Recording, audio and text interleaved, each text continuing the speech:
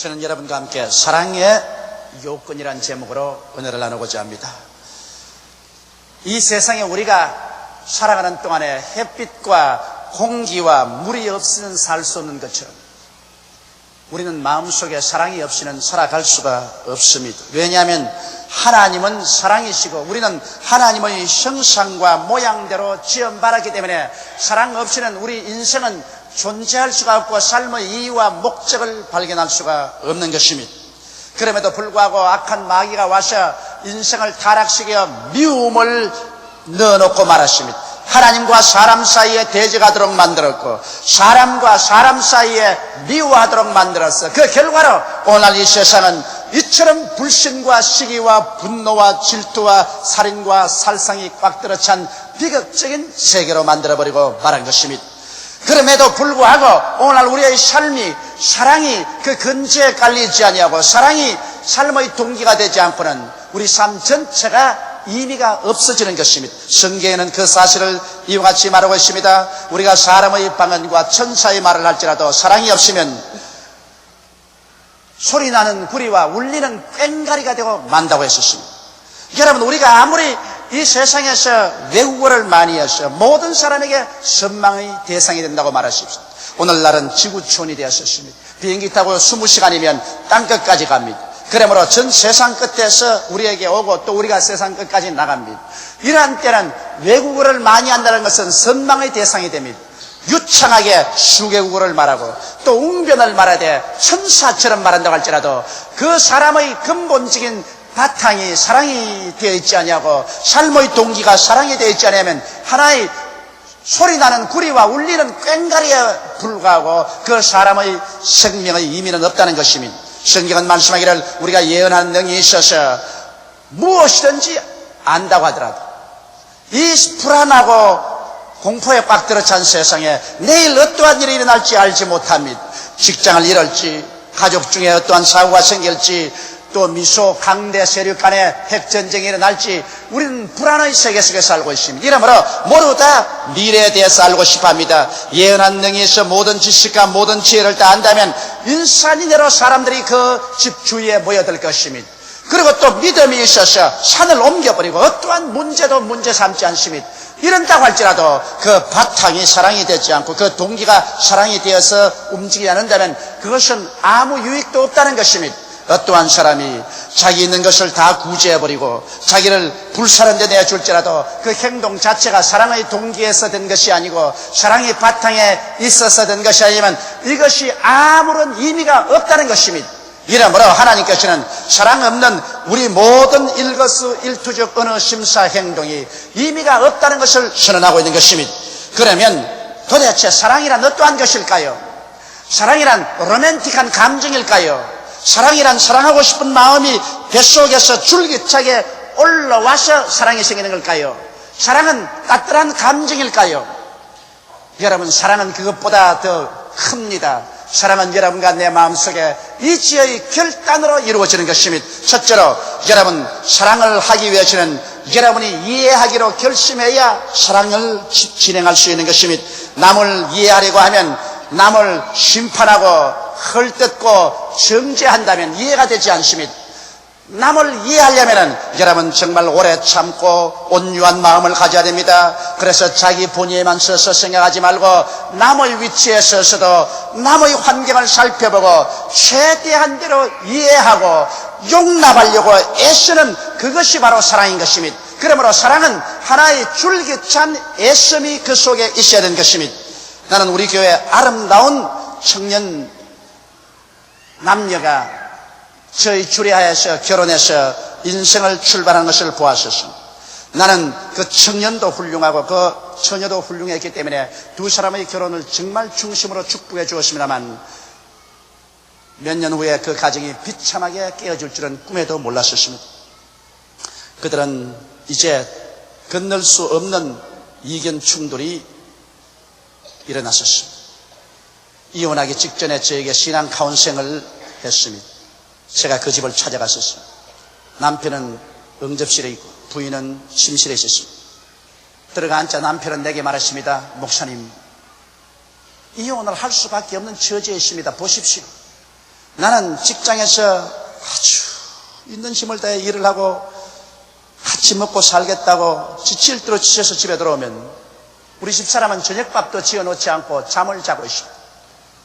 온 집안에는 빨래가 흩어져 있고 아침 잔 그대로 집 정리도 안 해놓고 저녁도 안 지어놓고 자기는 침실에서 들어가서 잠을 자고 있습니다.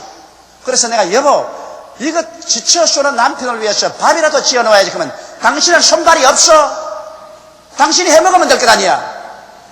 왜 나보고만 자꾸 밥하라 그래. 이렇게 하니 목사님 이게 하루 이틀이 아니고 내가 어떻게 견디낼 수 있습니까? 그래서 내 인생은 이로써 이 여자하고 살다가는 절망에 처하고 말 것입니다. 더 이상 이 여자하고 살 수 없습니다. 그러니까 안방에서 문을 확 열더니 총알같이 부인이 하면서 목사님 한쪽 말만 듣지 마십시오. 내 말도 좀 들어봐 주십시오. 우리 결혼할 때 저 양반은 무역회사 사원이었고 나는 모 병원 강원의원에 있었습니다. 나는 결혼하자 일 다 그치고 집에서 살림이나 하려고 했는데 저 양반이 당신 그 종합병원 간호원 되기도 힘든데 열심으로 그곳에서 일을 해서 우리 함께 돈을 벌어서 아주 잘 살게 될 때 자식들도 낳고 그렇게 살자. 그러므로 일을 계속하라 그랬습니다. 목사님 간호원 생활이 쉬운 줄 압니까? 간호원 생활은 낮에도 일하고 밤교대 밤에도 일해야 되는 것입니다. 그러면 낮에 일하면 지쳐서 집에 돌아옵니다. 집에 돌아오면 집에 누가 날 따뜻하게 맞이할 사람이 있으면 너무 지쳐서 병원에서 한술 먹고 난 다음 집에서 들어와서 잠을 자버리고 맙니다. 그렇다면 자기도 나와 같이 사는데 자기 아내를 불쌍히 여기서 자기가 들어오거들랑 손에 걷고 밥이라도 짓고 장찌개라도 끓여가지고서 여보 피곤하지 하고 날 이렇게 좀 먹여주면 어떻습니까? 또 나는 밤교대 일할 때 밤새도록 일하고 아침에 지칠 때로 왔으니 지쳐서 빨래할 기운이 없어요. 자기도 노는 날에 골프나 치러 가지 말고 나와 합쳐서 빨래라도 좀 해주면 어때요? 그러니까 또 남편의 말이 저 말 들어봤죠. 여자가 할 일 따로 있고 남자가 할 일 따로 이런데 세상에 나를 보고 밥 짓고 빨래하라니. 이래서 또 3차 전쟁이 벌어졌었습니다. 그래서 내가 중간에 서서 기도를 하고 말씀을 전가하고 아무리 중재를 하려고 애를 써도 두 사람은 서로 자기 입장을 고수하고 상대방을 이해하려고 노력하지 않았었습니다. 절대로 상대방 위치에 서서 생각해 보려고 애를 쓰지 않았었습니다. 만일 조금만 이해할 수 있었더라면, 서로 조금씩만 양보할 수 있었더라면, 그래서 서로 용납할 수 있었더라면 능히 좋은 가정을 이끌어 나갈 수 있는데도 불구하고 그들은 이해하기를 거절했습니다. 그 이유는 사랑이 식어지기 때문인 것입니다. 사랑이란 상대를 이해하려고 애를 쓰고 최대한도로 용납하려고 애를 쓰는 데서 사랑이 생겨나는 것입니다. 물론 사랑한다고 해서 불의를 용납하라는 것은 아닙니다. 불의와 불법은 용납할 수 없지만은 그러나 인격적으로 최대로 이해하고 노력해서 서로 용납하고 사는 것이 사랑인 것입니다. 둘째로 사랑이라는 것은 동정하려고 노력하는 것이 사랑인 것입니다. 여러분, 사랑이라는 것은 동정하여 아픔을 함께 나누는 것이 사랑입니다. 슬픔을 함께 나누고 아픔을 함께 나누고 고통을 함께 걸머지는 것이 사랑입니다. 입술로만 사랑한다는 것은 쉽지만은 실제로 동정을 하고 함께 고난을 나눈다는 것은 어려운 일입니다. 예수님께서는 이런 말씀을 하셨습니다. 한 사람이 예루살렘을 떠나 여리고로 내려가고 있었습니다. 예루살렘에는 하나님의 성전이 계시고 또 하나님의 성령이 임하여 계시는데 하나님을 등지고 하나님도 없는 세상인 여리고로 내려간다는 것은 이 사람이 타락해서 내려가는 것입니다. 여리고로 내려가다가 강도를 만나서 있는 것 다 빼앗기고 옷도 벗겨지고 얻어맞아 그만 죽게 되었습니다. 피투성이가 되어서 쓰러져 있었습니다. 그런 사람의 도움이 필요했었습니다. 그런데 마침 그 길로 제사장 한 사람이 내려오고 있었습니다. 그런 사력을 다하여 제사장이여 나를 살려달라고 했지만은 제사장 와서 그를 보고 난 다음에 그대로 지나치고 말한 것입니다. 왜냐하면 제사장은 율법을 집행하는 사람인 것입니다. 율법이라는 것은 사람의 결점을 드러내고 판단하고 심판하고 정죄하는 역할을 가지고 있지, 율법은 사람을 구원할 힘은 없습니다. 그러므로 이 사람은 심판하고 정죄하고 난 다음에 지나가 버리고 말한 것입니다. 그런데 잠시 후에 또 레위 사람 한 사람이 총총걸음으로 내려옵니다. 그래서 그는 외쳤습니다. 레위 사람이여 나를 도와주소서. 레위 사람도 와서 그를 묶으니 보고 난 다음엔 그대로 혀를 차고 지나가 버렸습니다. 레위 사람은 교회 의식을 집행하는 사람입니다. 종교적인 의식을 집행하는 사람이기 때문에 그런 종교적인 의식 집행 이외에 다른 모든 것은 무관심한 사람이었습니다. 그런데 한 사마리아 사람이 이리저리 여행하는 중에 그 사람 곁에 와보고 불쌍히 여겨서 그는 말에서 내려서 자기의 포도주와 기름을 상처에 붓고 붕대로서 상처를 사매어주고 그를 짐승에 태워서 주막집에 함께 와서 그를 돌보아주고 떠나갈 때 은전 두 입을 주막 주인에게 주면서 내가 돌아올 때까지 이 사람을 돌보아 주세요. 무비가 더들면 내가 올 때 갚으리이다고 했다는 것입니다. 예수께서 말씀하기를 이 세 사람 중에 누가 강도 만난 사람의 참된 이웃이 되었냐고 질문하신 것입니다. 여러분, 제사장은 율법주의자이기 때문에 정죄하고 판단은 했지 도와주진 않았었습니다. 레위인은 종교의식의 집행자이기 때문에 그런 종교의식만 관심이 있지 사람의 생명에 관심이 없었습니다. 오늘날도 이 세상에 살면서 우리를 헐뜯고 비난하고 심판하고 정죄하는 사람 많습니다. 우리가 살든지 죽든지 우리에게 무관심하고 내 던져버리고 지나간 사람 많습니다. 그러나 우리를 동정해서 우리와 함께 울어주고 우리와 함께 웃어주고 고통을 함께 나누고 슬픔을 함께 나누고 짐을 함께 짊어질 수 있는 그것은 참사랑인 것입니다. 이러한 동정을 베푸는 부모, 형제, 친구를 많이 가진 사람은 행복한 사람인 것입니다. 이러므로 사랑이라는 것은 여러분 정죄하는 것도 아니요 무관심하는 것도 아니요 힘을 함께 걸머지는 것이 사랑인 것입니다. 셋째로 사랑은 희생의 결단인 것입니다. 여러분 사랑한다고 말하고 난 다음에 내가 희생하지 않고는 그 사랑을 나타낼 도리가 없는 것입니다. 사랑하는 대상을 살리려고 하고 사랑하는 대상을 위해서 자기가 희생하고 또 타인의 성공을 위해서 노력을 하는 것이 사랑인 것입니다. 하나님께서 세상을 이처럼 사랑했다고 할 때는 말만 사랑하시 아니라 하나님은 희생의 결단을 한 것입니다. 하나님에게 유일하게 한 분 계시는 외아들 예수 그리스도를 내어준 희생인 것입니다. 또 예수 그리스도는 여러분과 나를 사랑하셔서 자진해서 결단하여 십자가에 올라가신 것입니다. 그는 몸이 찢겨졌습니다. 창을 맞아서 심장이 터져 물과 피를 흘렸었습니다. 덩어리는 맞아서 갈기갈기 찢어지고 그는 하늘과 땅 사이에 빨가벗고 저주받은 표상이 되어 십자가에 높이 달린 것입니다. 예수 그리스도의 희생이란 무엇으로 형언할 수 없는 희생인 것입니다. 예수님은 이러한 희생을 통해서 여러분과 나를 살리려고 하셨습니다. 여러분과 나를 성공시키려고 하셨습니다.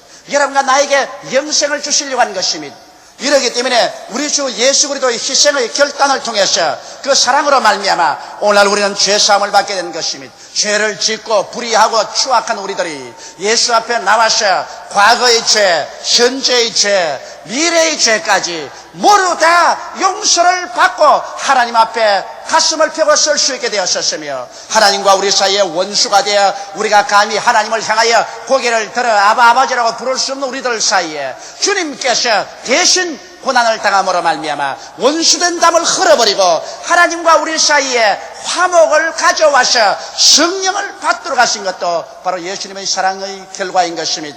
예수님은 십자가에 못 박히기 전에 로마 군인들에게 덩어리가 칼갈게 찢어지도록 채찍을 맞았습니다. 덩어리가 찢어져서 피가 흐르고 가슴팍이 파헤쳤습니다. 성경은 말씀하기를 제가 채찍에 맞음으로 너희가 병고침을 받았다고 말하고 있는 것입니다. 예수님은 우리 연약한 것을 친히 담당하시고 병을 짊어지고 가셨습니다. 그 고통을 통해서 여러분과 나를 건강하게 살도록 만들기를 주님 원하셨습니다. 여러분 하나님의 아들이 사람에게 버림당하고 하나님께 버림당하고 빨가벗고 하늘과 땅 사이에 저주의 표상으로 높이 달린다는 것이 결코 쉬운 일이 아닙니다. 그러나 성경은 밝히 말씀하기를 그리스도께서 우리를 위하여 저주를 받으사 율법의 저주에서 우리를 속량하였으니 이는 기록된 바 나무에 달린 자마다 저주 아래에 있는 자라였습니다. 이는 그리스도 예수 안에서 아브라함의 복이 이방인에게 미치게 하고 믿음으로 말미암아 성령을 선물로 받게 하리 하심이라고 성경은 말씀하고 있는 것입니다. 예수님께서는 여러분과 나를 위해서 자진하여 저주받은 자가 되었습니다. 그렇기 때문에 오늘 예수 그리스도 안에서 우리는 저주에서 해방되어 참 생명을 얻을 수 있는 축복을 얻게 된 것입니다. 예수님은 십자가에서 죽었었습니다. 여러분, 우리가 겪어야 될 죽음의 모든 공포와 절망을 예수님은 친히 짊어지고 주님께서 죽으셔서 사망과 음부를 격파하고 사흘 만에 부활하셨습니다. 이러므로 말미암아 오늘날 우리가 죽더라도 이제는 영생의 대로를 향해서 걸어갈 수 있도록 만들어 놓는 것입니다. 사도 바울 선생은 그 때문에 외쳐 말하기를, 사망아 너희 이기는 것이 어디 있느냐, 사망아 너희 쏘는 것이 어디 있느냐고 담대하게 외칠 수가 있은 것입니다. 이와 같이 사랑이란 희생의 결단인 것입니다. 내가 희생하지 아니하고 다른 사람에게 사랑을 베풀 수는 없는 것입니다. 이러므로 오늘 사랑한다고 말하면서 자기 욕심 다 채우고 자기 편안한 일 다 하고 그리고 나는 당신을 사랑한다는 것은 거짓말인 것입니다. 사랑에는 반드시 사랑하는 자의 희생이 따릅니다. 그 희생을 통해서 상대방을 살려주고 상대방을 일으켜 세워주고 상대방을 성공시키는 것이 사랑인 것입니다. 이러한 사랑은 하나의 로맨틱한 감정이 아닙니다. 마음에 끓어오르는 무슨 뜨거운 그러한 기분도 아닙니다. 이것은 자기를 희생시키겠다는 이지적인 결단인 것입니다. 넷째로, 사랑은 혼자서만 할 수는 없습니다. 아무리 하나님께서 그 아들을 우리에게 주시고 아무리 예수님께서 그 몸 찢고 피를 흘려 우리 위해서 일해 주셔도 우리가 그 사랑에 반응하지 아니하면 그 사랑은 무의로 돌아가고 마는 것입니다. 사랑은 혼자 할 수 없어요. 내가 사랑을 해주면 또 상대편에서 사랑을 돌려줘야 하는 것입니다. 사랑받고 사랑하는 상호작용이 있어야 사랑은 완성되는 것입니다. 그렇지 않고는 사랑은 죽은 사랑이 되고 마는 것입니다. 나는 최근에 외국에 가 있는 어느 자매님으로부터 편지 한 통을 받았었습니다. 그 편지에는 눈물 어린 사연이 있습니다. 목사님, 내 사연을 어찌 글로 다 표현하겠습니까? 그러나 나는 인생의 막다른 골목에 처해서 목사님에게 조언을 얻기 위해서 이 편지를 씁니다. 나는 서울에서 양갓집 좋은 교수로 자랐었습니다. 인류 대학을 나오고 아버지의 사랑과 어머니의 사랑을 독차지하면서 자라났었습니다. 그러나 아버지 어머니 말을 듣지 아니하고 친구의 소개로 외국에서 온 한 청년을 사귀었습니다. 나는 그 청년의 집안도 모르고 그 청년의 과거도 모릅니다. 그러나 외국에서 왔다는 호기심 때문에 그 청년하고 사귀다가 그만 사랑하게 되고 그래서 그 청년하고 결혼을 하게 됐습니다. 온 집안이 다 반대하는 것을 내가 고집을 세워서 결혼을 하고 그리고 외국까지 왔습니다. 이제 외국에서 와보니 청천벽력이었습니다. 왜냐하면 시가집 식구들이 대식구요 다 잘 사는데 완전히 내가 결혼한 이 남편을 배관시하고 있었습니다. 아무도 도와주지 않았었습니다. 그런데 또 와서 살아보니까 내 남편 된 사람은 끊임없이 약을 먹어야 살아요. 간질병 환자였었습니다. 한국에서 나와 사귈 때는 간질을 안 했습니다. 왜냐하면 계속해서 약을 먹어서 눌러놓았으니까. 그러나 미국에 와서 보니까 하루에도 몇 번씩 간질을 합니다. 눈을 부릅뜨고 고함을 치고 그냥 온 옷에다가 오줌을 사놓고 처절한 절망이 내어다가 왔습니다. 그러나 목사님 어떻게 합니까? 내 손가락으로 내 눈을 찔렀으니 내가 누구를 원망할 수가 있습니까? 나는 그 절망 가운데 몸부림칠 때 어떠한 사람이 카세트 하나 주었는데 그 테이프를 들어보니까 여의도 순복음교회의 테이프였었습니다. 나는 그 테이프를 듣고 통곡을 하고 울고 그리고 이제 버린 인생이지만은 다시 이렇게 세웠어. 내가 예수를 믿고 잘 살아보기로 결심을 했었습니다. 예수를 믿고 그 다음부터는 주일날이면 교회 나가서 열심히 하나님을 섬겼습니다. 우리 집안에는 돈 버는 사람이 없어요. 남편이 간질을 하기 때문에 직장에 가서도 자꾸 쓰러지므로 어느 직장에서도 받아주지 않습니다. 이러므로 내가 연약한 몸으로 일을 해야 됩니다. 친정에서도 날 돌봐주지 않고 시집은 완전히 배관시해버립니다. 이래서 아침 일찍 일어나서 아침 조반을 다 해놓고 난 다음 나는 직장으로 뛰어나갑니다.